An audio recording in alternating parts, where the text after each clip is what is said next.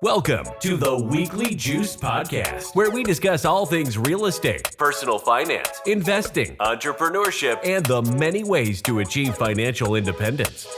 We interview accomplished investors and entrepreneurs with the goal that their stories inspire you to take control of your financial future. Here to get your creative juices flowing, while also documenting their own personal investing journeys, are your hosts, Cory Jacobson and Ryan Bevilacqua.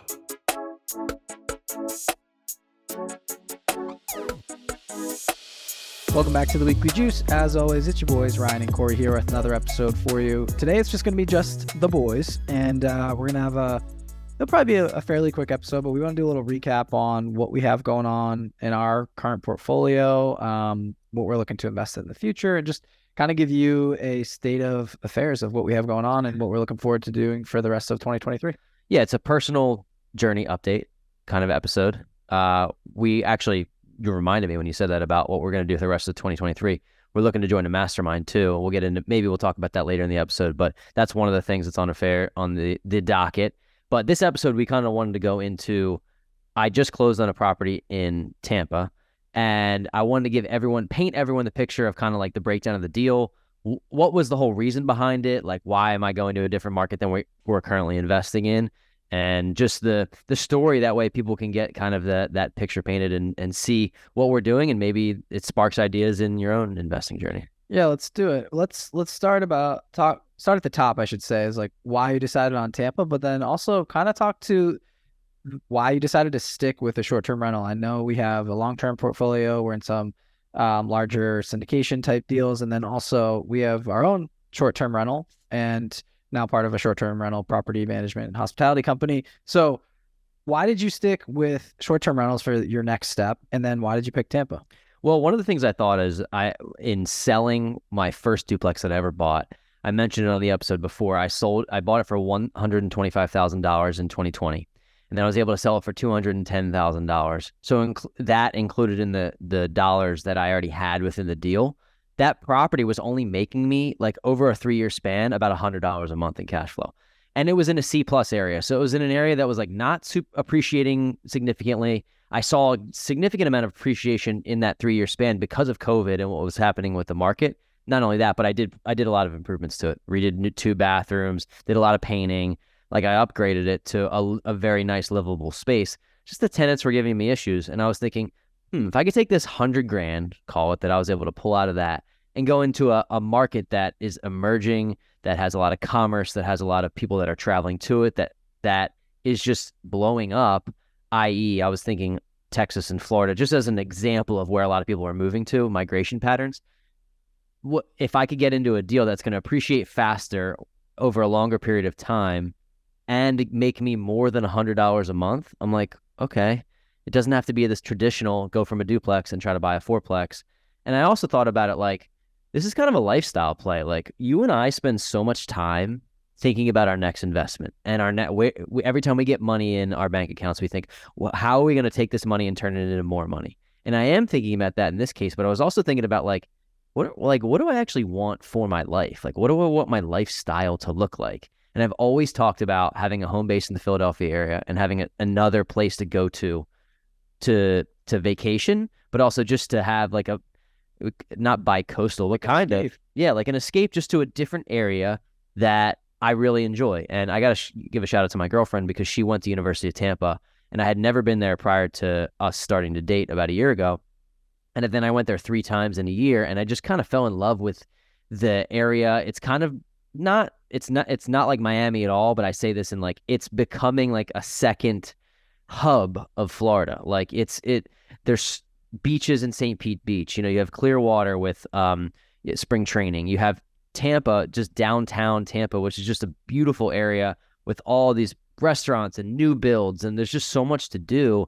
And it doesn't hurt that the weather's amazing pretty much all year round. So I started the journey like, I'd love to buy a place in St. Petersburg, but St. Petersburg has a 30-day regulation where you can't have anybody stay for less than 30 days. So short-term rentals are kind of out in St. Petersburg. Some people do it, but I don't want to mess with regulations in that area. So I went down there and I was looking at like kind of in like the outskirts of St. Pete, and I just didn't find anything that really like stuck out to me that much. And then I was not really thinking of Tampa because I wanted to be close to the beach. And for people that know about Tampa, there's no beaches in Tampa. You're like against the Gulf. So there's the bay, and you have to go over the bridge into St. Petersburg and then go to like Treasure Island or St. Pete Beach, which is only 20 minutes away. But I found this spot when I was down there looking. A very good investor friend who's become a very good friend. Shout out to at Phil Flips Houses. Phil, he's down in Tampa. Great guy. He's investor, flipper, agent, mortgage. He does it all. And he sent me this deal, and it had come on the market 30 minutes ago, like 30 minutes before. And I went over there, and I not really with any intention of like, oh, I'm gonna make this happen. But then I got to the property, and it was basically the smallest house in the best neighborhood. And this neighborhood was like walking distance to bars, walking distance to attractions. Like there's a mile down the road, there's like $1, $2, $3, $4, $5 million mansions. They're building like a 500 unit new housing complex. Not just complexes, they're new homes. Like so, and they're starting at $2 million. They literally took out a mobile home park to put this in. So I could feel the area and the growth.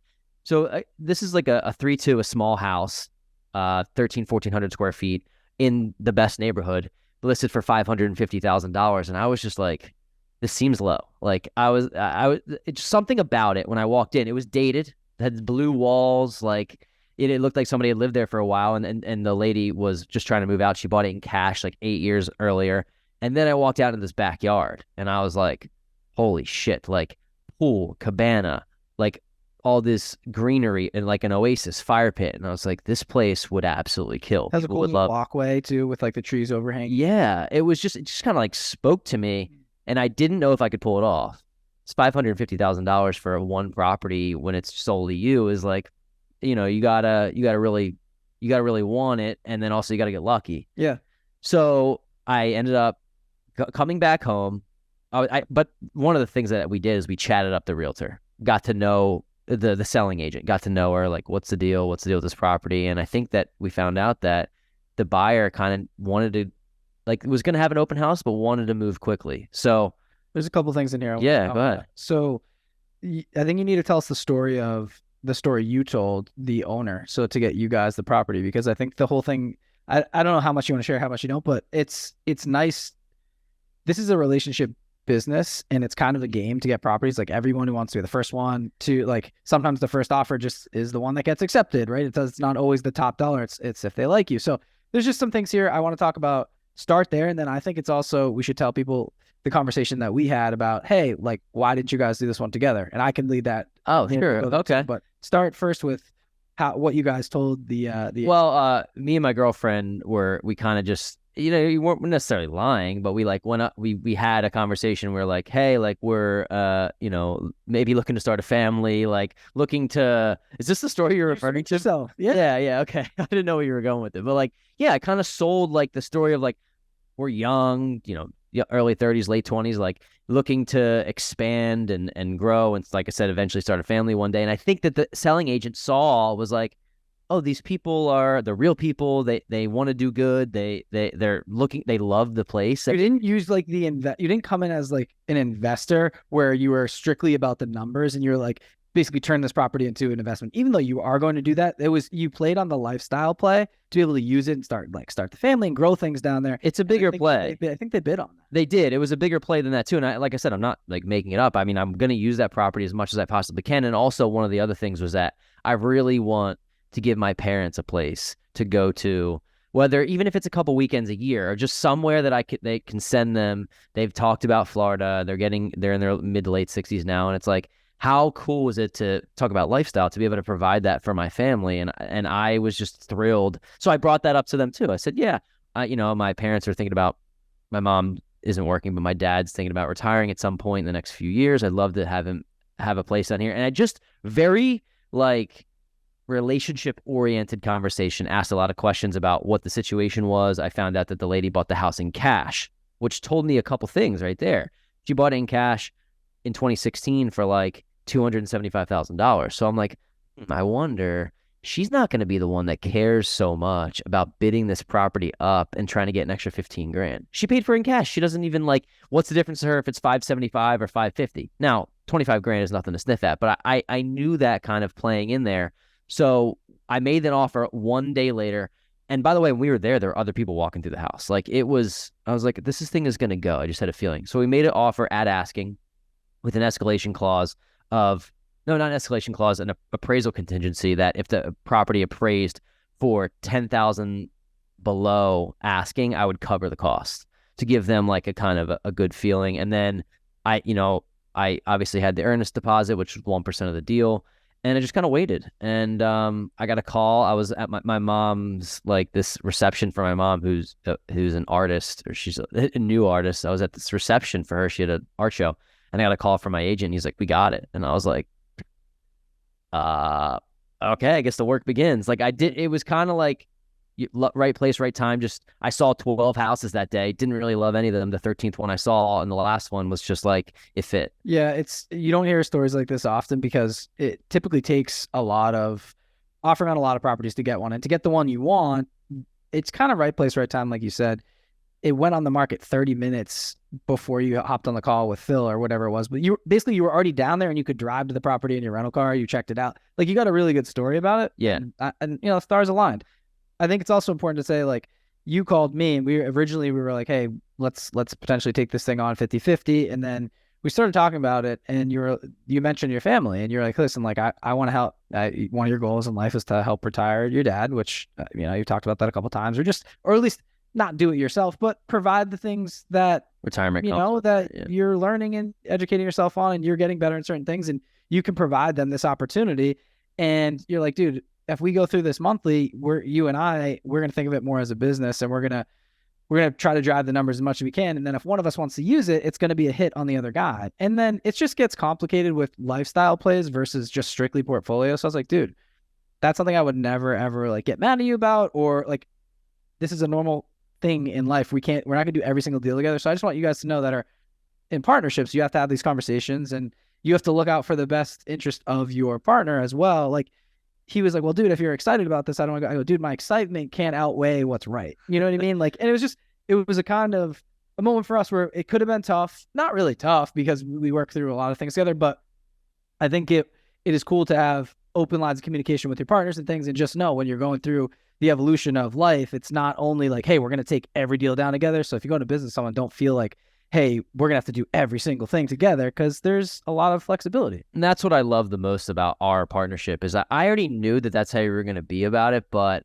I also wanted to let you know that, and I'll get into the numbers of the deal, but like, this property is going to cash flow $3,000 a month sometimes, and then sometimes it's going to be break even, or sometimes it might lose a little bit of money each month, like depending upon the seasonality of it. And I didn't want our business to overcome the lifestyle that you were talking about too. So I appreciated it so much that you were cool. Like, hey man, you went down, you saw this. Like, if you feel like we're not going to do every single deal together, and we do everything together. So it was a breath of fresh air that I already knew that would happen, but I appreciated it. So that's kind of the story. It's healthy. Like, I think it's behind, just a good story to bring up behind the scenes, because sometimes partnerships, they get friction, and someone would feel a certain type of way about something. And so I think I just bring that up to say, like, once again, vet your partner the right way, just so you know, like, you don't want someone that's secretly wishing against you for certain things. So either way. Yeah, and that would never be the case with us. And that's what I love about you, in all honesty. Yeah. Feel that? There you go. You keep that in. No, it's just definitely keep that in. Important to bring up. You did all the due diligence. You went down there. You guys, it's awesome. You're converting it to a short-term rental. Like, as you mentioned, you have a property management company down there. That's what I wanted to talk about that. Yeah. So one of the big key factors I forgot to mention prior to making this offer was, my agent had a connection with a property management company down there that manages short-term rentals. The guy who runs the property management company owns like 150 rentals. He owns a brokerage, and he runs a short-term rental hospitality business, as well as a long-term rental. He has 5 short-term rentals of his own in that area, and he manages about 8 others for other people. Our first call was to him, and as soon as he picks up the phone, he goes, "Are you calling me about blah, blah, blah, this street?" He's like, "I came up on the market," and he's like, "I would buy this right now. I just don't have the time." And as soon as he said that, I was like, I think I'm in good hands. I'm like, this is going to make a lot of sense. And he's like, oh yeah, we can get this property doing, 8 to 10 grand a month in revenue. And I'm just running numbers in the back of my head. Like, what do I need this property to be at? And those numbers are great. And I kind of took a leap of faith there by making the offer without having everything out in front of me. I then went home after making the offer and I did an analysis. And basically the analysis came down to my mortgage with, I got a 7.35% interest rate, which is not great, right? I have to do it as an investment loan. I had to put 15% down because I had to show that the property was going to be bringing in income. They do that income based on what it would rent long term. They can't take the short term income. So there was this lengthy process with the lender and trying to make sure that all of our short term rentals that we have were, covered, that the debt was covered by rental income coming in. It was lengthy. I mean, the lending process right now is very difficult, and I like that it's difficult because it shows that the real people that should be buying properties can. Just looks really bad to submit the paperwork. Oh my God, the paperwork was unbelievable. And it was like, I didn't think I was going to get it at one point. Then I did. It's like this whole thing. Like it's kind of a long story, too long for the podcast, but like I originally went in as a 10% down vacation home loan. And just to give people an idea, when you do that, you're not allowed to take any income that the property would potentially bring in because you're supposed to be using it as a second home. So I wouldn't have been approved. So I thought I was going to be putting 10% down, but then I had to move to 15. And when you do that, the underwriters get like a little spooked. They're like, wait, you tried to do this at 10. Now you want to do it at 15. Like, what's the deal? And I'm like, well, I had to explain to them like, no, it's because I was trying to do as least amount of money out of pocket as possible. Now I realize I have the money to put 15% down, but then you get what it's called a rent schedule. An appraiser goes out there and says, oh, this place would rent for $3,000-$4,000 a month, whatever it is. So you can use that income against your debt to help your debt to income. So that's how I got approved. So long story, but that's important for people to know. Like, and you don't want to spook underwriters. So I almost did. Ended up getting the property. The lending team was great. In the end, it was rocky, but lending team was great. But then I was running the numbers. I'm like, okay, what do I need this property to do to break even? And it came down to it. Like basically my fixed expenses are going to be like $5,000 a month. And that's including utilities, including some money put away for maintenance, PITI, everything, not management. So management would be on top of that. But so all of that was there. And then talking about getting $8,000 to $10,000 a month in revenue, I came up with the calculation that this property is probably going to do somewhere between $750 and $1,250 a month on average throughout the year. So some better, some worse. But this game works pretty crazily. Like, a 4th of July weekend or like a Thanksgiving weekend, something big may put me in a month where I'm making $2,500, but I may lose money in some months. So I was okay with that, knowing that I'm going to have this asset that's going to grow in value. Not only I am doing some forced appreciation with it. As soon as I closed on it, I repainted the whole inside. I repainted the whole exterior of the property. And, I'm redoing some flooring. I'm redoing some landscaping. I'm probably going to redo the roof in a couple years. So these things that are taking this asset, improving it, and then basically using the income to just not lose it. That's really what it comes down to. Like, how do I hold on to this property? And I'm okay for the first year if it does negative $500 a month to have this place to go to. So I want to say this to people that are listening, like, you have to take into consideration what your goals are. And if it's all about the money, it's all about the money, then I wouldn't have bought a property that potentially could break even. Although I firmly believe at like $350 a night, 70% occupancy, which this place should do, it'll be that's like $500 a month. So it's going to do that because of the location, because of how nice it is. But I want to say, like, if it was just about the money, I would have bought it, go buy a boring 8-plex. And by the way, we're going to do that too. But it's portfolio architecture. Like, what do I want this to look like? Like, this property here does this for me. This property here does that for me. This is not going to be a strict, like, oh, I'm going to get $2,000, $3,000, $4,000 a month in cash flow, which is really hard to do in short-term rentals and anything now. It's like, how do I create a life that I want to live? And this is helping me do that. Portfolio architecture. I love that. It's going to be in the title of the episode. Yeah, there you go. That's perfect. So just to give everyone a quick recap there. So the purchase price was $550,000. I got a 7.35% interest rate. My mortgage payment's going to be around $4,300 a month. Like I said, with utilities and some maintenance, about $5,200 a month. My goal is to I'm already underway on this, doing a lot of light cosmetic renovations, painting cabinets, redoing countertops, redoing flooring, painting the inside, painting the outside. It was like this grayish, it was like a red brick and this blue color, and now it's like this cream white. It looks great. Redoing some of the numbers on the outside, doing some landscaping in the backyard. There's a beautiful pool, there's a cabana, there's a fire pit. I'm gonna eventually put a hot tub out there. So all these like small improvements, my expectation is that it will probably bring me between $750 and $1,250 a month in cash flow. And I'm spending about $30,000 in renovations. So like, and that's inclusive of some of the major things. It's a 3-bed, 2-bath. I am going to probably do like 2 bedrooms with kings and then try to do 2 queens in 1 room to try to be able to sleep 8. And then I didn't even mention this. This is a longer term thing. The garage is pretty big. I would say the garage is probably 500 square feet. One of the things that I'm thinking about doing is turning it from a 3-2 to a 4-3 and making the master bathroom conversion into a garage, which gives the place it pushes the square footage in the place from like, 1,300 to like, I think 1,900, maybe 2,000, maybe it's like 700 square foot. It's a pretty big garage, but a 4-3 with more space would sell for a lot higher. So that's another exit strategy for me. Like, okay, I bought it for $550. With all the upgrades and stuff I'm doing, I think I could probably immediately turn around and sell it for at least of the renovations that I put into it, at least, $580, $590. Not that I ever would, but the point is I'm force appreciating it. You let time do its thing. You add another bedroom, boom, you're up to probably worth off the bat $650, $700, and then you let the appreciation and the cash flow come in. Don't lose the property and let it grow, and just maintain it very well. So if anybody has any specific questions about it, I'm happy to answer. I kind of gave the picture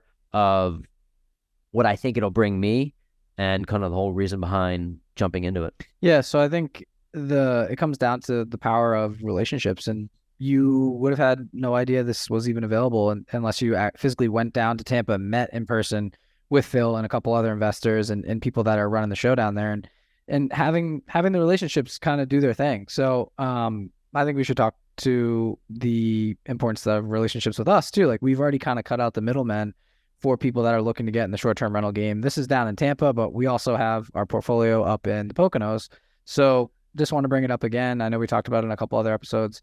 If you are looking for that, hybrid lifestyle mix, maybe you want to go full investor, right? And just get a short-term rental for yourself. Or you're like, hey, I'd love to vacation up in the Poconos and kind of bring my family here and there, but then also have a place that generates cash flow. We have a company, as we mentioned before, that can either help you purchase a short-term rental or purchase and manage. Or if you already have a portfolio, manage it. That can be a portfolio in Philly or the short-term or the Pocono Mountains. We have an amazing team up there. And it's just cool. Now you have people up north, Core, and then now you're kind of building your thing down south in Tampa too. So it's great. Yeah, and this is help analyze, help find, help manage, help design, the entire process. We've talked about it before, but the relationship aspect is so key. I wanted to be able to bring value to the people that were down there in this Tampa area, and this value that I happen to be bringing is Phil happens to be an agent, so he's making money on the deal, right? That's value I'm bringing to him, but also the know that I can close. And then he has been amazing by setting me up with his contracting team down there because he's a flipper. He's an investor. Like, he does this. I've already had multiple projects done through his team. He's helping me manage it. And it's all because there's then that what comes later. Like, are there opportunities for us to partner on future deals? Are there opportunities for us to partner on future deals with people that he might know? And it's really like leading with that value. But that relationship, without it, it's impossible. It would never have happened. I couldn't go into a new market and try to figure these things out without having a team boots on the ground. I haven't even been down there since I closed. I'm going in the next couple of weeks, but the projects are already moving underway. I've met with the team that's doing furnishing. So that aspect of what I'm talking about is applied to our business as well. And people can come in and try to, like, imagine having a place in the Poconos that you can go to and ski in the winter, or go to do lake activities. Yeah, you're certainly going to make money on it. We wouldn't sell you a property that we don't believe is going to make money, but you also have it as like this little getaway, the escape from the city or the escape from whatever you're doing. I think even for us, our property, the Blue Moon Lodge, has started to pick up in revenue, but I'm just so happy. Like I went there and spent a night with my girlfriend, and it was great. Like this is our thing, and I'm willing to take some hits on revenue for some of those things. Yeah, it's funny, we actually never talked about that, but like in the beginning, we didn't have the hot tub up and cooking. We didn't have the fire pit in the backyard, and we were like kind of break even, and we are like, dude, like how can we switch this? Granted, it was in the dead months too, so we were kind of like, how can we tweak this thing and make it better? And as soon as we added those amenities, it got way better. We also did wallpaper, like creative stuff, like wallpaper, lights, plants. There's just certain things, but I bring that up to say we never once talked about the lifestyle play. We were always about like revenue, and we were fine.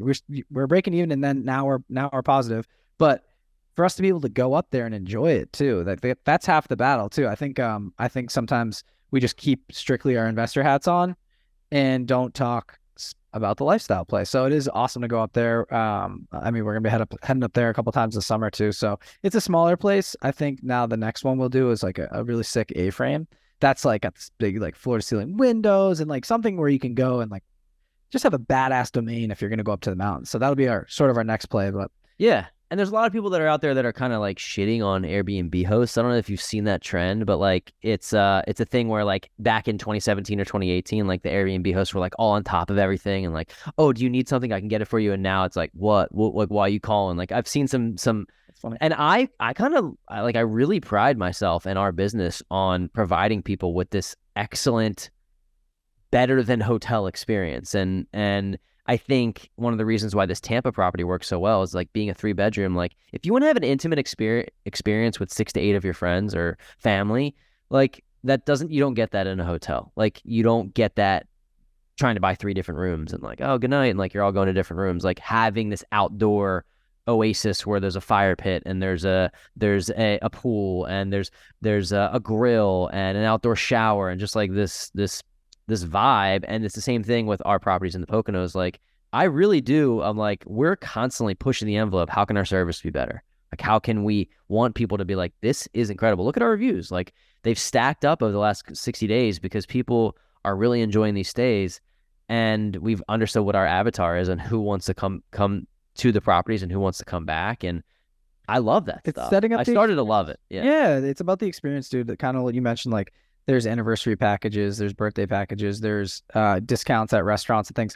People nowadays, and when I think about the Airbnb experience versus the hotel, like when I go somewhere, like say you're going to New York for the weekend, right? And you're maybe going to a Broadway show, for example. We always stay at a hotel, and I'm like, now that I've stayed at an Airbnb, it's not even close. They don't even rival each other at all. I'd much rather stay at an Airbnb because you're not just getting the experience of the show, you're getting the experience of the atmosphere and the place that you're staying at. So for us, no matter where we go now, I always stay at an Airbnb, and maybe it's because we have the business as well. I want to try out all the new experiences and see what I enjoyed so I can bring it to life for someone else. Yeah, I mean, you want to base that on reviews, right? There are Airbnbs that are just not great and that they're going to eventually just get beat out. So like you want to make sure you know where you're staying and the host is a great host, and you can tell that by the reviews. But I mean, I think the point of the reason why I wanted to bring this up in this episode and to talk about this is because I think we get caught up in the rat race of every phase of your life is like a new rat race. We realize that you're like, I want to escape the W-2 rat race and not be a slave to corporate America. And then you become an entrepreneur, and then you become sort of a slave to your own work and like next investment. Yeah. The next investment and the next, like, what's the next thing that we're going to do? And believe me, I think it's a lot better to have that type of life than to be building somebody else's dream. But I want people to realize out there, like, I set a goal for myself to buy this property, and I'm not this like multi-millionaire that can just like buy a house on the beach, like willy-nilly, like, and just throw all this money at it. I think it's like, no, I don't want to be 65 and like having this dream scenario. Like, you can create your own little dream scenario with the resources that you have around you, and be creative with it. And that's what I think that I really, really wanted to do now. Like, I'm impatient, like like when I'm 45 or 50, like, and you know what? I'm willing to take risks and make a mistake. And I figured it this way in this particular property. And you may want to think about this when you get into short-term rentals. The days of making $150,000 or $100,000 in cash flow, they're not done, but it's just significantly harder. So the point is like, are you willing to take a risk and in an area that's people really want to go to and that is likely going to appreciate? And I'm like, okay, if I have this property, what's my worst case scenario? One, it loses money. Okay, would I be willing to take $1,000 a month hit? Let's say that like everything hit the fan. Would I be willing to spend $1,000 a month to have this beautiful place that I could go to? And my thought is like, well, yeah, that's more than most people's rent, and I have enough reserves. Like I have 6 months reserves for the property, this particular property, the PITI away, not even touching it. Like, so all of that has come into play too. But I just want to say that there. So when you're looking for your next investment, you're looking for your next thing. Like I try to not look at it so like single family, duplex, triplex, 6-unit, 8. Like you can do it that way, and that's a great way to do it. But like get creative and like think about what you really want in your life. So that's why we wanted to have this episode, and also to talk about our company. Like we said before, if you're looking to get involved in the game, reach out to us via DM. We also have a investor questionnaire in our link tree at Weekly Juice Pod. We're happy to jump on a call and talk to you about what you want your portfolio to look like. And we already mentioned the markets that we're in, if we can help you get one of your own. Yeah, I think it's important to have the conversations, right? We talked about it in the beginning of this whole journey. We're like, okay, we're just going to do the stack, right? We'll do one single family, duplex, triplex, and go up there. But we've kind of gone all over the place. I don't want to say it's exactly shiny object syndrome, but it's like, hey, we tried new things, and I actually really appreciate it because now I know I can go into a room, talk to anyone about buying your first rental property. Super easy. Now it's super easy. Also, now we know the ins and outs of short-term rentals. So, the pros and cons of each. And I'm glad we've done both, because then it just gives you basically just become a Swiss Army knife, and you can do a little bit of everything. And then we've also got into the syndication space, and we're basically have dove into a couple different partnerships where we'll be raising capital and being GPs on projects. And we'll be helping them with marketing. We'll be helping them with running deal analysis. Like that's where the general partnership comes in. Sorry, I didn't mean to cut you off. No, it's good. I mean, there's a million different things that'll be going on with the deal, but we'll be kind of the marketing side of things, and also boots on the ground. But we have some deals coming up, so that's exciting. Some of our partners are kind of getting closer to that edge, so we'll be very close looking for people to come into deals with us. And so just especially accredited investors, be on the lookout. If you are interested, drop us a DM. If you just want to talk deals and be like, hey, this is something I'm interested in the future, or like, I just want to chat with you guys about my current state of affairs, we're happy to chat and just see where people are at and what you're looking to do, and if we're the right fit and we can help at least connect you with the right people, we're happy to do it. Yeah. So every now and then we want to have these episodes where we just kind of break down what's going on in our journey. I think it's cool because one of my good friends texted me and he's like, you guys have all these episodes and like you kind of like have 3 minutes in the beginning where you explain what's going on with the guest, but there's a lot of people that are listening that want to know what you guys are up to. So this was an episode that gave that. I want to do that more often. I just want to make sure people that if they like it, right? I mean, I hope they do. But one other thing I would ask of you is if you could give us a rating or review. It goes such a long way for us, especially on Spotify, Apple Podcasts. Also subscribe to us on YouTube. But it really does help us get great guests. And it's not just because we want higher ratings. It helps us push us up in the algorithm, which gets us more views, more eyes, which again lets people know that we're legitimate, and we think we are. So yeah. So I think that pretty much wraps us up. It does, man. So thanks for tuning in this week. I know it was a little bit of a shorter episode. If you guys have any questions specifically about this property, or just like what we're doing, shoot us a DM. We're always down to talk. And until next week, appreciate it. See you next week. Thanks for tuning in this week to the Weekly Juice Podcast. If you liked what you heard, please leave us a 5-star review on Apple Podcasts, subscribe, and share with friends. The more ratings we get, the more ears we'll get on our show, and in turn, we'll be able to provide you with more high-quality guests. You can also find us on Instagram at Weekly Juice Pod, where we post daily tips and tricks and document our own journey towards financial freedom. Make sure to tune in every Wednesday to get your weekly juice.